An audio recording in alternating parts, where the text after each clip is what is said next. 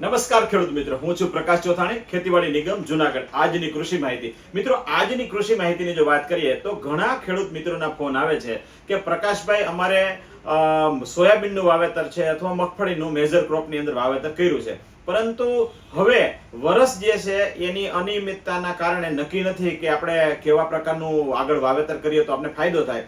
તો ઘણા ખેડૂત મિત્રોએ એમની અંદર આંતર પાકની અંદર તુવેરના વાવેતર કર્યા છે. તો તુવેરના વાવેતર કર્યા પછી આપણે કઈ દવાનો નિંદામણ નાશક તરીકે ઉપયોગ કરીએ છીએ એમના માટે આજનો જે વિડીયો છે એ બનાવવામાં આવ્યો છે. તો મિત્રો લાસ્ટ સુધી આ વિડીયોને જોજો. અને મિત્રો આવી અલગ અલગ પ્રકારની માહિતીઓ જે છે તમારા સુધી પહોંચાડવા માટે અમે વિડીયોના માધ્યમથી તમારા સુધી પહોંચતા હોઈએ છીએ. તો તમને જો આ વિડીયો તમને સારો લાગે અથવા તમને અમે જે માહિતી આપીએ છીએ એ સાચી લાગે તો તમે તમારા ગ્રુપની અંદર અથવા તમારા જે પણ ખેડૂત મિત્રો હોય એમના ગ્રુપની અંદર તમે મોકલી શકો. એમને લાઈક અને શેર અને સબસ્ક્રાઇબ કરજો. અને યુટ્યુબની અંદર આવા વિડીયો જે છે એ હર વખત આપણે મૂકતા હોઈએ છીએ, તો એ પહેલા તમારા સુધી પહોંચે એમના માટે તમારે લાઈક અને સબસ્ક્રાઇબ કરવું ખૂબ જરૂરી હોય છે. મિત્રો હવે જો વાત કરીએ તો મને ગઈકાલે જ 2-3 મિત્રોનો ફોન આવ્યો હતો, પ્રકાશભાઈ અમે તુવેરનું વાવેતર કર્યું છે અને સોયાબીન અને મગફળીનું પણ વાવેતર કર્યું છે, તો અમારે કયા પ્રકારના નિંદામણ નાશકની દવા છંટકાવ કરીએ તો એમની અંદર અમને સંપૂર્ણ પ્રકારનો કંટ્રોલ મળે ખડનો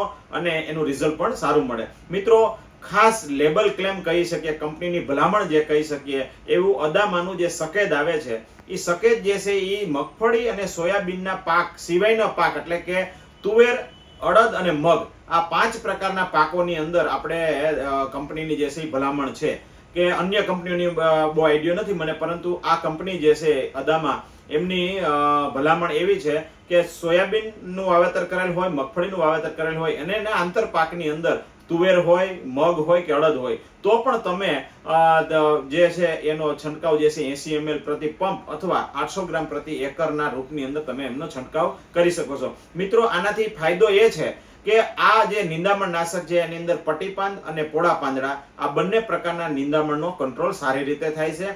ભેજની અંદર અત્યારે ચોમાસું છે એટલે ભેજ સારામાં સારો હોય છે એટલે એનું રિઝલ્ટ પણ ખૂબ સારું મળે છે.